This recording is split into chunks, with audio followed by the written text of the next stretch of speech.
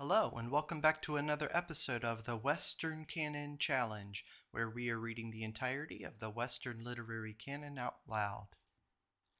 Today we continue our series on reading the journals of Ralph Waldo Emerson. We are up to journal number 13, subtitled The Wide World, number 12. Canterbury, December 14th, 1823. The world changes its masters, but keeps its own identity and entails upon each new family of the human race that come to garnish it with names and memorials of themselves, certain indelible features and unchanging properties. Proud of their birth to a new and brilliant life, each presumptuous generation boasts its dominion over nature, forgetful that these very springing powers within, which nurse this arrogance, are part of their fruits of that nature, whose secret but omnipotent influence makes them all that they are. The world which they inhabit they call their servant, but it proves the real master. Molded of its clay, breathing its atmosphere, fed of its elements, they must wear its livery, the livery of corruption and change, and obey the laws which all its atoms obey. The lively fancy of some men has induced them to entertain fanciful anticipations of the progress of mankind and of radical revolutions in their manners, passions, and pursuits already forming in the womb of ages. But the quiet wisdom of history, as she winds along her way through 60 centuries, speaks of no wonders and of little glory. Noah awoke from his wine, as the sensualist awakes today, but without the patriarch's excuse. Nimrod, long of yore, hunted man and beast from the same furious impulses that drove Alexander and Caesar and Bonaparte over Europe. No vices that we ever heard of have grown old and died. They are a vampire brood and live upon those whom they destroy. They outlast the pyramids and laugh at destruction. The same topics which the eldest moralists urged are repeated by our preachers now, and received with the same repugnance by the first and last offender. Suffering and sickness are the same thing now as of old. No one passion has become extinct. Joy has not altered its nature, nor learned to last. Man has died as a leaf. Families and nations have moldered, but all the traits of their nature have been faithfully transmitted without an irregularity. There is a much vaunted progress in the world, from the rudeness of savage habits to the prosperous refinement of civilized nations. But the change is very short from the barbarian to the polished gentleman. At least, what is cast aside is very insignificant compared with what remains of the dull, unmovable nature. The world, I said, holds more dominion than it yields, both the natural and the moral system. Emerson now changes the subject to self-esteem. I see no reason why I should bow my head to man or cringe in my demeanor. When the soul is disembodied, he that has nothing else but a towering independence has one claim to respect, whilst genius and learning may provoke our contempt for the supple knees. When I consider my poverty and ignorance, and the positive superiority of talents, virtues, and manners which I must acknowledge in many men, I am prone to merge my dignity in a most uncomfortable sense of unworthiness. But when I reflect that I am an immortal being, born to a destiny immeasurably high, deriving my moral and intellectual attributes directly from Almighty God, and that my existence and condition as His child must be forever independent of the control or will of my fellow children, I am elevated in my own eyes to a higher ground in life and a better self-esteem. But, alas, few men hold with a strong grasp the scepter of self-government, and can summon into exercise at will whatever set of feelings suits their judgment best. One is apt, when in society, to be tormented with this odious abasement, to wander reluctantly with a foolish face of praise, and to consent with bitter inward reproaches to things and thoughts he cannot combat, and in solitude only to be uplifted by this manly but useless independence. A vigorous resolution is not enough to conquer this abominable habit. A humble Christian would not wallow in his humility. This reverence for the Creator precludes any extravagant deference to the creature. Emerson now speaks on romance.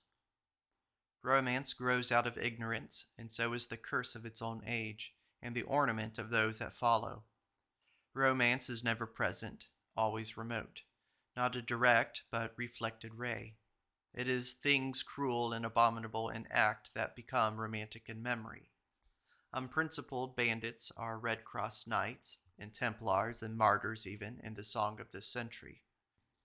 In individual history, disagreeable occurrences are remembered long after with complacency. A romantic age, properly speaking, cannot exist. Eating and drinking, cold and poverty, speedily reduce men to vulgar animals. Heaven and earth hold nothing fanciful. As mind advances, all becomes practical. Knowledge is a lawgiver, as fancy is an abolisher of laws, and introduces order and limit, even into the character of deity. Nevertheless, romance is mother of knowledge, this ungrateful son that eats up his parent. It is only by searching for wonders that they found truth. Omni ignotum pro magnifico. If the unknown was not magnified, nobody would explore. Europe would lack the regenerating impulse, and America lie waste, had it not been for El Dorado. The history of all science is alike. Men guess, and to verify their guesses they go and see, and are disappointed, but bring back truth. That fable should abound seems not to indicate any especial activity of mind, for though Greece had many, stupid Hindustan has more. It may be that theirs are traditionary ingenuity of that supposed ancient parent people of Asia that Bailey wrote of. She that is not gay or gaudy, pitiful or capricious, that liveth and conquereth forevermore, that is the strength and the wisdom, the power and majesty of all ages, is truth. Emerson speaks very briefly on crossing. A nation, like a tree, does not thrive well till it is engrafted with a foreign stock. Emerson now speaks of the East Indian mythology. The Indian pantheon is of prodigious size. 330 million gods have in it each their heaven, or rather each their parlor, in this immense goddery. In quantity and absurdity, their superstition has nothing to match it, that is, or ever was in the world. See 2 articles on Hindu mathematics and mythology in volume 29 of the Edinburgh Review. Emerson now speaks on beauty. The theory of Mr. Allison, assigning the beauty of the object to the mind of the beholder, is natural and plausible. This want of uniformity is useful. It prevents us all from falling in love with the same face, and as the associations are accidental, enables them to hope and to succeed, to whose form and feature partial nature has been niggard of her ornaments. A homely verse of blessed truth in human history saith, quote, "There lives no goose so gray, but soon or late she finds some honest gander for her mate." End quote. Byron's fine verses are comfortable to this theory. Quote, "Of its own beauty is the mind diseased, and fevers into false creation," end quote, etc. December 31st, 1823, Emerson writes a poem. I bear no badge, no tinsel star glistens upon my breast, nor jeweled crown nor pictured car robs me of rest. I am not poor, but I am proud of one inalienable right, above the envy of the crowd, thought's holy light. Better it is than gems or gold, and oh, it cannot die, but thought will glow when sun grows cold, and mix with deity.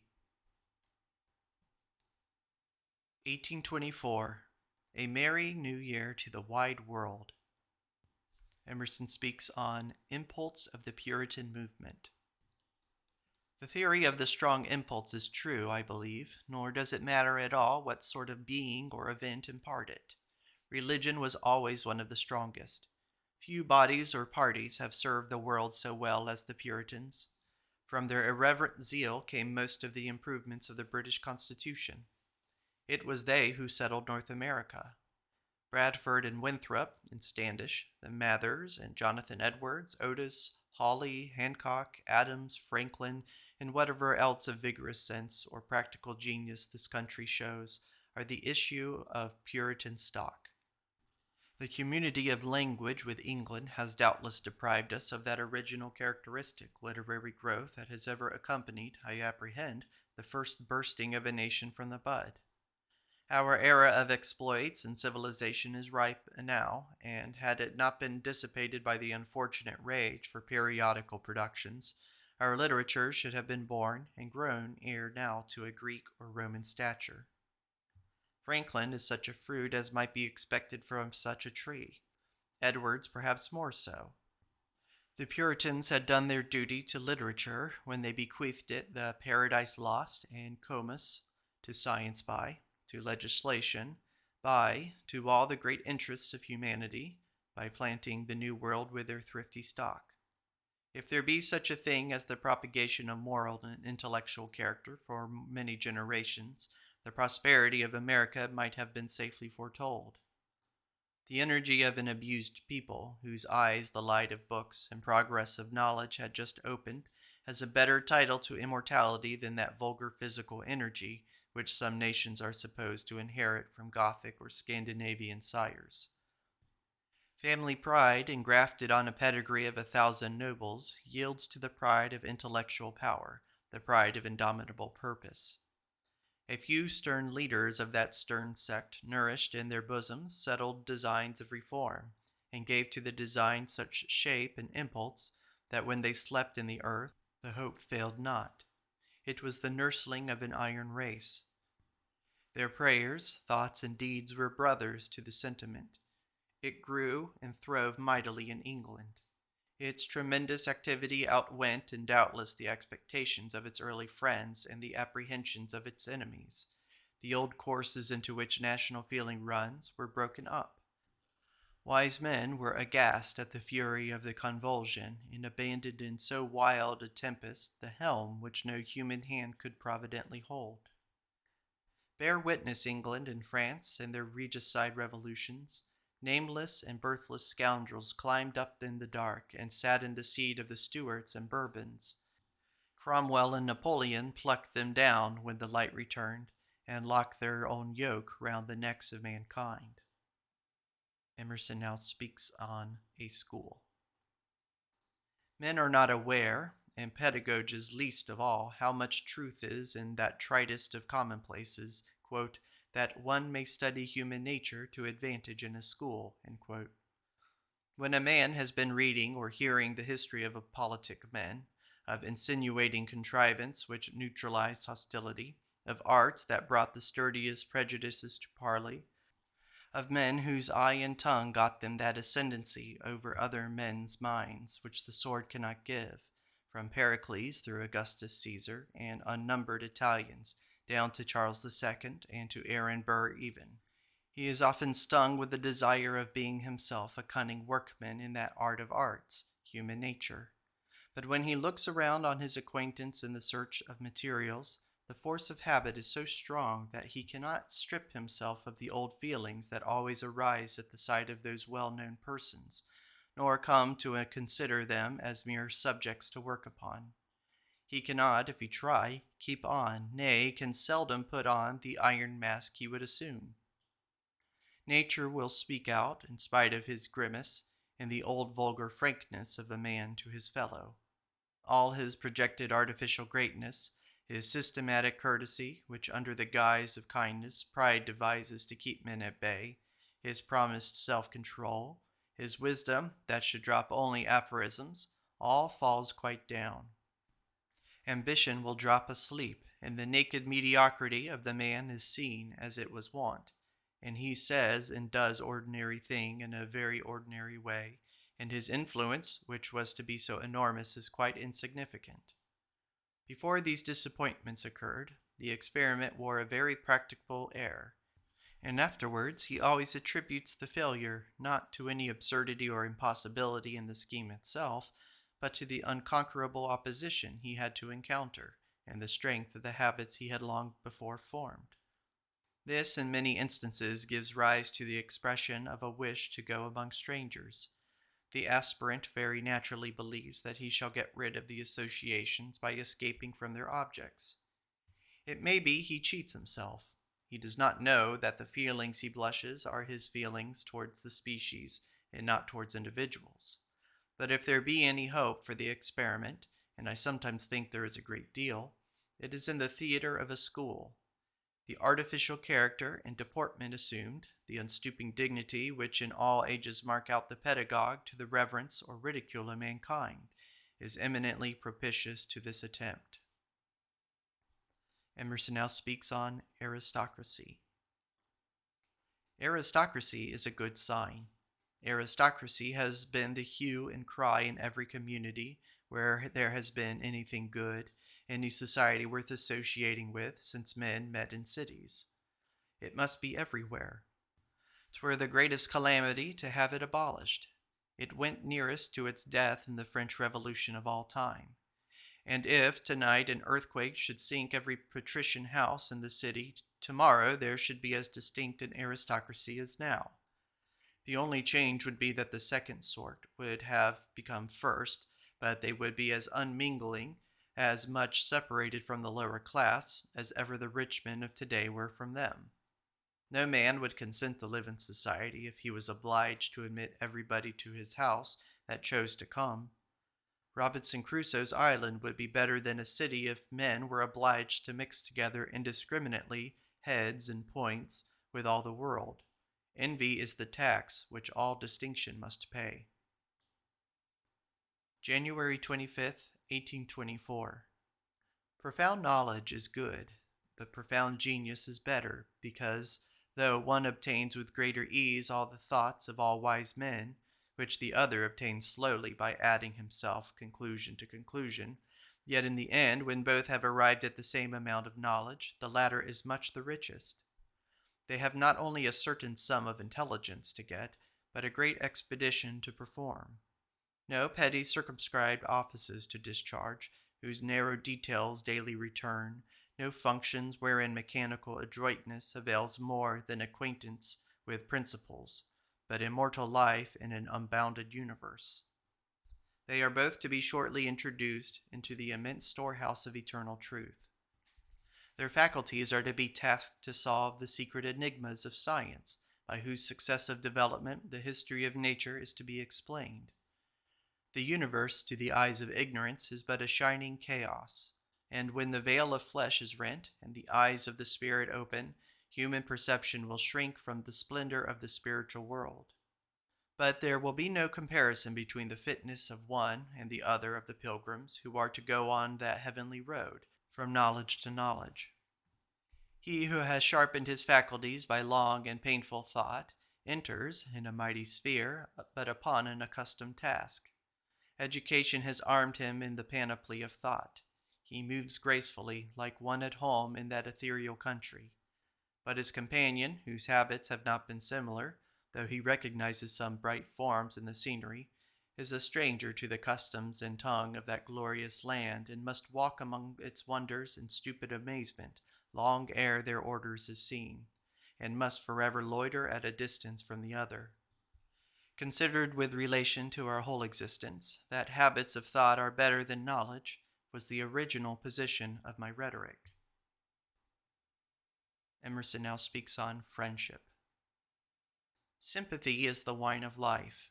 A man has comfort in a friend when he is absent and when he is nigh. The panic of physical strength reinforceth the onset, and so is the society of two men dearer to them for the interval of interruption.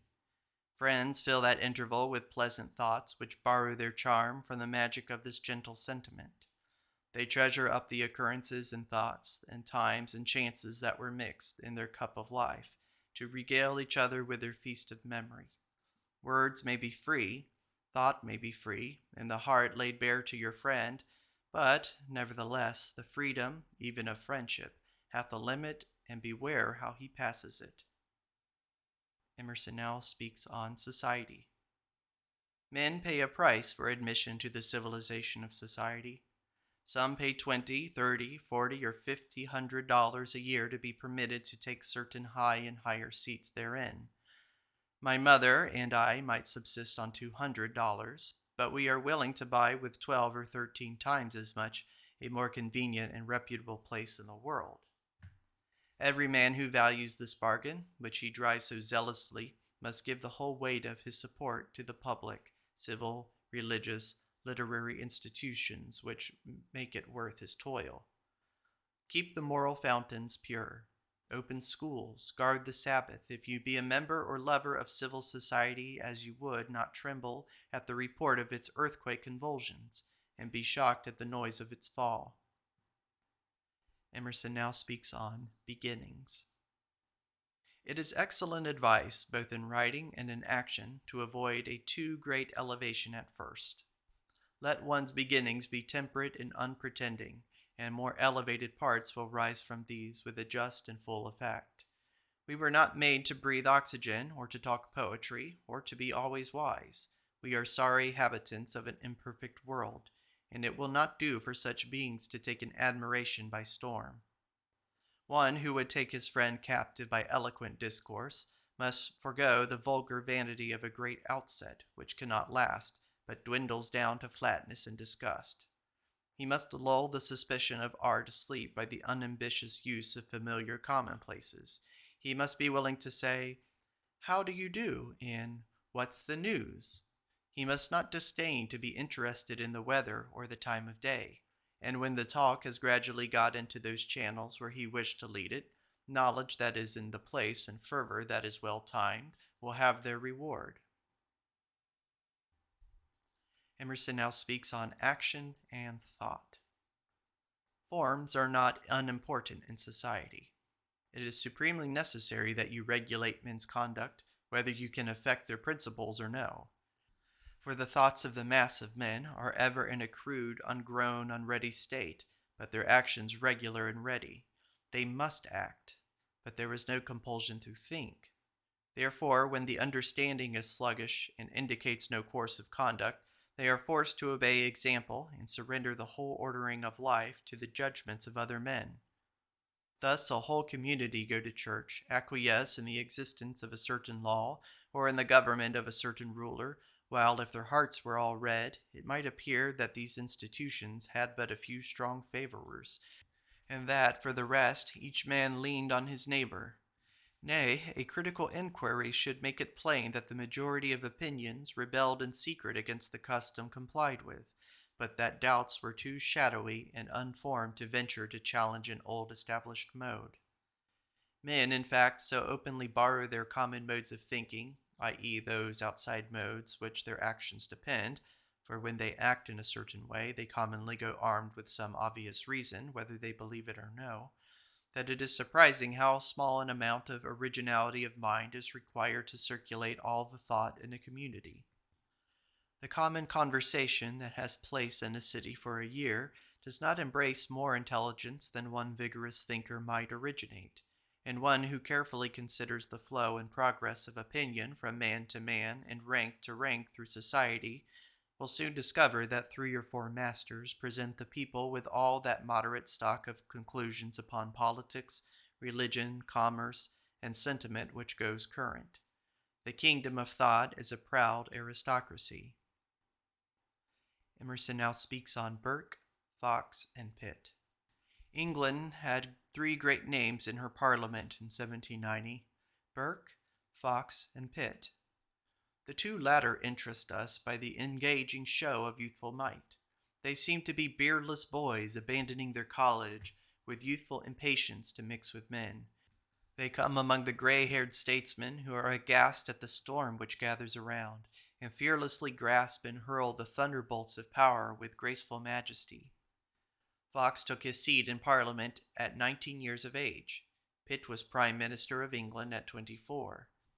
Burke, who lacked the aristocratical interest to back him, which Fox, who descended from Henry IV of Navarre, and Pitt, who was son of Chatham, could muster, was somewhat later. The 2 former were friends, true-hearted and noble friends, so matched as the world hath seldom seen, and so parted as we would hardly have had it otherwise. They were 2 large and philosophical understandings, both lit with the fire of eloquence. Fox, with tears in his eyes, lamented in Parliament that an uninterrupted friendship of 23 years should be invaded by the intemperance of a debate, and that his friend should have applied such violent and angry epithets to his name. Burke said he did not recollect any epithets. The reply of Fox was in the spirit of a gentleman. Quote, "My honorable friend has forgotten the epithets. They are out of his mind, and they are out of mine forever." End quote. Burke's principle was dearer to him than his friend, and he broke with a Stoic's heart his ancient attachment. Burke said afterwards of Fox, quote, "He was a man to be loved," end quote. And Goldsmith said of Burke, quote, "Who, born for the universe, narrowed his mind, and to party gave up what was meant for mankind." End quote. It is not easy for a common mind, perhaps it is not possible, to appreciate this magnanimous sacrifice of his friendship. No man, perhaps, was ever fitter to enjoy fully this best and purest of pleasures. Fox and Burke agreed upon the American question, and their foresight triumphed over their adversaries, who laughed at the vagrant Congress, one Hancock, one Adams, and their crew, who spurned them when they, quote, "might have been led," end quote, as Franklin told them, "by a thread," until they broke chains and scattered armaments like flaxen strings. In the dark tempest of the French Revolution, Pitt was the pilot that weathered the storm. Fox in Westminster Abbey lies 18 inches from Pitt and close by Chatham. Pitt, Fox, Burke. Since one was in office, one in favor, and one in neither, perhaps it is just to say Pitt was a practical statesman, Fox a theoretical statesman, and Burke a philosophic statesman. Emerson now speaks on Franklin. Franklin was a political economist, a natural philosopher, a moral philosopher, and a statesman. Invests and dismisses subtle theories, such as of the earth, with extraordinary ease. Unconscious of any mental effort in detailing the profoundest solutions of phenomena, and therefore makes no parade. He writes to a friend when aged 80, quote, "I feel as if I was intruding among posterity when I ought to be abed and asleep. I look upon death to be as necessary to the constitution as sleep. We shall rise refreshed in the morning." End quote. "Many," said he, "forgive injuries, but none ever forgave contempt." See Edinburgh Review. That age abounded in greatness. Carnot, Moreau, Bonaparte, etc., Johnson, Gibbon, etc., Washington, etc. Institutions are a sort of homes. A man may wander long with profit, if he come home at last, but a perpetual vagrant is not honored. Men may alter and improve their laws, so they fix them at last. Quote, "Humanity does not consist in a squeamish ear," end quote. Fox. Men in this age do not produce new works, but admire old ones, are content to leave the fresh pastures a while and to chew the cud of thought in the shade. Quote, "A great empire, like a great cake, is most easily diminished at the edges," end quote. Franklin. And then here is a annotated edition. A few extracts from entries made by Emerson in 1823 in his blotting book are appended here. These entries are largely his notes on his reading or quotations from the authors. The verse which follows is, however, original, and here is the verse. "When fortune decks old learning's naked shrine, and bids his cobwebbed libraries be fine, young merit smooths his aspect to a smile, and faded genius designs to live a while." The prophet, speaking of the Egyptians, says, "Their strength is to sit still." This is a profound remark in its application to certain states and characters of individuals. It may be added in confirmation of the prophet's assertion that it was proverbially impossible, in the 3rd century, to extort a secret from an Egyptian by torture. Emerson now changes topics to the farmer. Quote, "We may talk what we please of lilies and lions rampant, and spread eagles in fields d'or or d'argent. But if heraldry were guided by reason, a plough in a field arable would be the most noble and ancient arms." End quote. Cowley. Agriculture is the venerable mother of all the arts, and compared with the pastoral of the hunting life is certainly friendly to the mind. It is next to commerce in this respect, but must necessarily precede commerce in growth of society. Virtue and good sense and a contemplative turn are universally characteristic of an agricultural people. In the city, those who think must govern those who toil. In the country, the laborers both toil and govern. Emerson now speaks on philosophic imagination. Buckminster was remarkable for a philosophic imagination. It is most popular and useful quality which a modern scholar can possess to become a favorite in society. It imparts a spirit of liberal philosophy which can impress itself by applying of beautiful images. Its advantage is owing to the circumstance that moral reflections are vague and fugitive, whereas the most vulgar mind can readily retain a striking image from the material world. Many men might say that the labors of the mind must be occasionally relaxed, and it was easily forgotten but when one said, and this is in Latin. I will read it though because it's a little bit legible. Quote, non semper arcum tendit Apollo, end quote. It served to imprint the truth and is ever remembered that, quote, great minds are unlike each other and do not appear twice in the world, end quote. Men might hear and forget until it was established by the adage that, quote, nature has broken the mold in which she has made them, end quote. It is better for popularity than scientific sagacity, for it is more easily appreciated. One is at a loss to say if Bacon had it or no. He is not precisely the mind at which the term points, because he had more of the philosopher than the poet, which is the reverse of Everett, Buckminster, Bancroft, and is the superior to them. Emerson speaks very briefly on luxury. Saw you ever luxury? He is not attired in gold, but in green, and his diadem is not of gems, but of wild flowers. What follows is a letter from Emerson to his Aunt Mary Moody Emerson, Canterbury, November 11th, 1823. As to metaphysical difficulties that stagger us, does not the divinity make himself amenable, at least in those works and laws that come under our eye, to the cultivated reason which he has lit up in his creatures? And if his material operations be irregular, as in the promulgation of gospel, we say it is to aid some mighty moral design. But if his moral operations be irregular, or appear so to our profoundest study, if justice be mixed with injustice, if unequal conditions be yoked under the same decree, what shall his creatures do? Can they affix an unshaken and accurate sense to moral distinctions, when from the insecure and unsatisfactory tenure by which we hold all our ideas, our firmest faith in intellectual and moral truths sometimes pass away like the morning cloud before the queries of the skeptic? It was one of my youngest thoughts that God would not confound the weak-eyed understandings of his children whilst they read on earth the alphabet of morals. Do people feel firmer or fainter in their faith as they grow older and think more? Does not the philosophy of moments ever tamper with the faith of years? Does not the solid universe, memory, the economy of matter, the economy of mind, sometimes so fade into a false mist that it is possible it may indeed be no more substantial? There seem to be two ways of shaking off this nightmare vis-a-vis a larger acquaintance with matter or the mind. An acquaintance with mind, and a fatigable pursuit and accumulation of all demonstrable truths.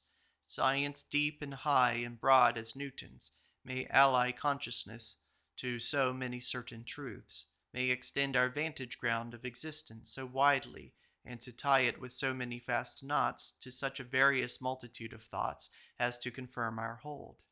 A man with one proposition can hardly go far in its illustration or defense, and his knowledge increases in a far faster proportion than the number of single propositions he amasses, because he continually discerns new connections and inferences growing out of and between them. And Newton's bright eye, which glanced in every direction into the vast universe and saw each fact corroborated by correspondencies springing up on every side, was perhaps wholly absorbed in the extent, the consistency and beauty of the show, too much absorbed to have leisure or inclination to doubt. Not to be despised was that grave, modest, profound old man, that ape whom angels show. He is a compensation to the race for many generations of darkness and countries of barbarism. We can set Newton over against Juggernaut. Nevertheless, admiration is the foible of ignorant and sanguine minds. Admiration paid by a few gazers to one sage's intellectual supremacy will hardly be counted in the eyes of the philanthropists any atonement for the squalid and desperate ignorance of untold millions who breathe the breath of misery in Asia, Africa, yea, and in the great globe. Why is this? Emerson speaks on metric system. Weights and measures are made interesting by the philosophical radicalism with which the French revolutionary authorities took up the subject, and by Mr. Adams's report. After inspecting a decimal system, the mere recitation of one of the vulgar tables of long measure, for example, is ridiculous. The ancient systems, which were arbitrary like ours, cannot be now accurately ascertained. But if such an order were once established as this, it would be easy to perpetuate it through any political convulsions, and to recover it if lost. But so inveterate is men's prejudice for a pound, and so shocking is the innovation of a barbarous kilometer, that this philanthropic plan is premature. A Salem merchant who traded with the natives of one of the East India Islands for spices is said to have made some thousands in his manner. The natives had no pound weight to measure their spices with. "Oh," said the American, "my foot weighs just 1 pound," and put it on the scale. As may be supposed, he got 5 pound weight or more at the price of each pound. Earl Carnarvon's speech before the House of Peers, December 23, 1678, is a curious piece of English history. Quote, "My lords, I don't know Latin, but I do know English, and I know something of English history, and I know that what has become of those who have charged themselves with impeachments. I will begin no further back than the latter part of Queen Elizabeth's time. Sir Walter Raleigh, your lordships all know, ran down the Earl of Essex, and you all know what became of Sir Walter Raleigh. Chancellor Bacon, you all know, ran down Sir Walter Raleigh, and your lordships all know what became of the Chancellor. The Duke of Buckingham ran down Lord Bacon, and you all know what became of the Duke of Buckingham. Sir Thomas Wentworth, afterwards Earl of Strafford, ran down the Duke of Buckingham, and you all know what became of him. Sir Harry Vane ran down the Earl of Strafford, and your lordships all know what became of Sir Harry Vane. Sir Edward Hyde ran down Sir Harry Vane, and your lordships all know what became of Sir Edward Hyde. The Earl of Danby ran down Sir Edward Hyde, and what will become of the Earl of Danby, your lordships, can only tell. But let the man dare to present himself who will run down the Earl of Danby, and we shall soon see what will become of that man." Emerson speaks briefly on Chauncey and Whitfield. Quote, "Where are you going, Mr. Whitfield?" said Dr. Chauncey. "I'm going to Boston, sir." "I'm very sorry for it," said Dr. Chauncey. "So is the devil," replied the eloquent preacher. Here are extracts from a letter from his Aunt Mary. Quote, "Is the muse become faint and mean? Ah, well, she may, and better, far better, leave you wholly than weave a garland for one whose destiny leads to sensation rather than to sentiment, whose intervals of mentality seem rather spent in collecting facts than energizing itself, in unfolding, imperating its budding powers after the sure yet far distant glories of what Plato, Plotinus, and such godlike worthies, whom, in the language of St. Austin, showed that none could be a true philosopher that was not abstracted in spirit from all the effects of the body, etc., etc., more than I dare to impose. Yet it is very valuable to find the principles of the human constitution the same when developed by philosophy in all ages and nations, to find that, after all its dissections, at bottom is an insatiable thirst for what they denominate a state of mind being unable to stay after its highest flights till it arrive at a being of unbounded greatness and worth. Oh, would the muse forever leave you till you had prepared for her a celestial abode! Poetry, that soul of all that pleases, the philosophy of the world of sense, yet the iris, the bearer of the resemblances of uncreated beauty. Yet with these gifts you flag. Your muse is mean because the breath of fashion has not puffed her.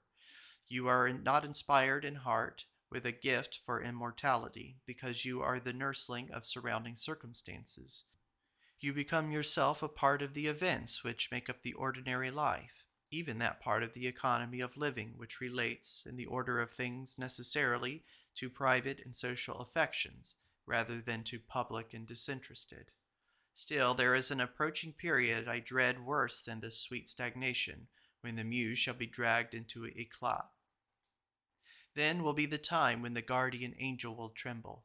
In case of failing, of becoming deceived in vain, there will yet remain a hope that your fall may call down some uncommon effort of mercy, and you may rise from the love of deceitful good to that of real. Had you been placed in circumstances of hard fare for the belly, labor and solitude, it does seem you would have been training for those most insidious enemies, which will beset your public life on every hand. How little you will be armed with the saying of a French divine of highest order, that it is safest for a popular character to know but part of what is said. You provoke me to prose by eulogizing Caesar and Cicero. True, the speech you quote, I believe you bear Caesar and his fortune, is sublime and instanced by Christians, but for him, for that tyrant, whose only charm, the love of letters, was not accompanied by enthusiasm, it was a mere rant, or he was thinking of the egg from which Venus sprung, which was preserved by fishes and hatched by doves, to whom he was a most debauched devotee. As to Cicero, one wants to admire him, but different accounts forbid, though none are favorable enow ever to place him one moment beyond the imperious control of passing events. Dejected in adversity and without any respite from age or experience, pursuing, begging other people to let him be praised.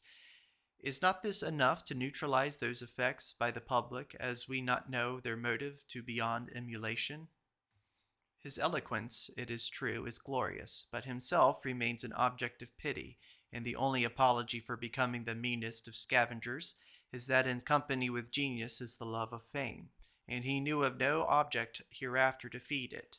Such are the men you are more excited by than by your heroic ancestor. Pomp and circumstance, merciful Creator, this child is so young, so well born and bred, yet so wedded to sounds and places where human passions triumph. When he knows that spots, the most famous even by thine own appearances, are swept out of record. Whoever wants power must pay for it. How unnatural! One man asks another to give him up his rights. This is the nakedness of the traffic, and if there be ever so much fraud and violence, after ages produce slaves enow to celebrate their conquerors. As to words or languages being so important, I'll have nothing of it. The images, the sweet immortal images, are within us.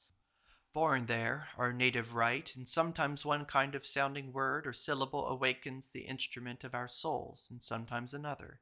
But we are not slaves to sense any more than to political usurpers, but by fashion and imbecility. If I understand you, so you think.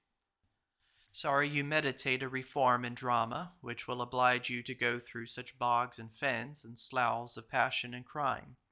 True, one ought to sacrifice himself to the public, but how long and poisonous the execution compared to that of other martyrs.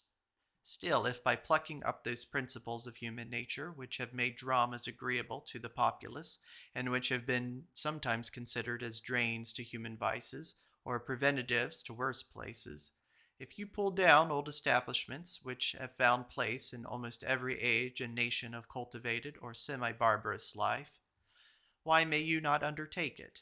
To men in general it would seem gigantic, and to me, who am, if possible, more ignorant on the history of character of drama than any other subject, it seems a less useful exercise, as respects the former, than any scientific or literary pursuit. Mathematics and languages remain with one for use and ornament, and all of the universe effects which are connecting will some time or other prove something, and if they don't, they are apologies for hire.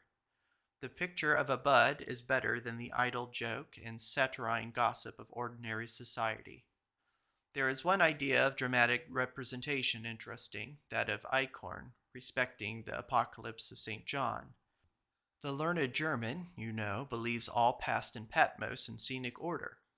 And why may not this be a key to many revelations? In the infancy of the world, men were taught by signs. It would seem that the higher and last made instructions from heaven applied to a reason as well as sentiment, and I am glad to escape from all sorts of earthly dramas. End quote. Priestcraft.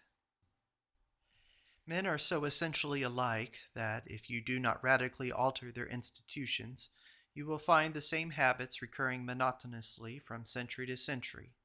Friars and monks of the Roman priesthood very closely resembled the country clergy of New England, notwithstanding the very considerable progress of public opinion through a score of generations. The town clergy, no doubt, are a vast many degrees higher, but they may perhaps fitly represent the eminent abbots whom public admiration elevated to the episcopal and archiepiscopal thrones of Rome, Constantinople, Paris, and London. If one be curious enough to notice the topics and turn of conversation, and the ability wherewith 'tis managed by clergymen in mixed or chosen company, I think he will not be struck with any distinct marks of excellence, or see that thoughts are broached today which might not be suggested in the tea-table talk of 1,000 years ago. Whitfield was as good and as bad as Peter the Hermit. Mr. Channing and Mr. Norton and Mr. Buckminster make good the place of Athanasius, St. Cyril, and Bernard, the name I think of the hermit of Abelard's time. And Mr. Everett will serve for many a polite and dignified archbishop who stayed at home and kept his choice rhetoric for the ear of kings.